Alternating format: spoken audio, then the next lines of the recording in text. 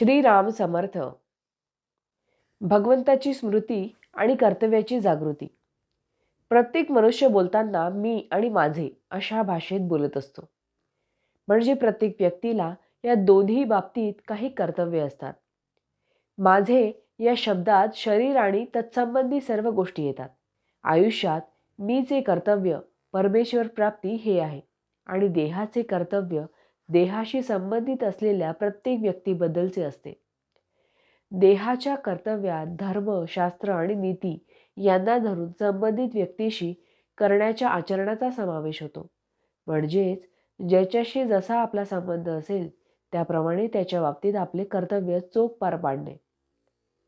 कर्तव्याचा अर्थ मोबदल्याची अपेक्षा न ठेवता ज्या ज्या बाबतीत जे करणे योग्य असेल ते करणे असा आहे. मनुष्याने मी आणि देह या दोहोंच्या बाबतीतली कर्तव्ये समान चालीने करीत राहिले पाहिजे. मीचे कर्तव्य करील पण देहाने कसाही वागेल असे म्हणून चालणार नाही.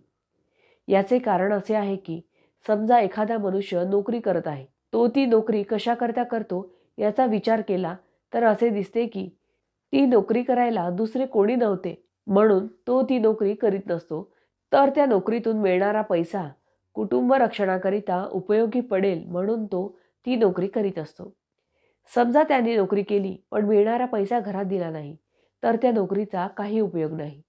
तसे मीचे कर्तव्य आणि भगवंताचे अनुसंधान केले पण देहाचे कर्तव्य म्हणजे सदाचरण आणि संबंधित व्यक्तीशी असलेली कर्तव्ये न केली तर नोकरी करून पैसे घरी न दिल्यासारखे होईल. म्हणून प्रत्येक व्यक्तीने भगवंताची स्मृती आणि कर्तव्याची जागृती ठेवावी आणि या दृष्टीने आपले कुठे चुकते आहे याचा शोध दर वाढदिवसाच्या निमित्ताने घेऊन प्रत्येकाने आपली उन्नती करून घ्यावी.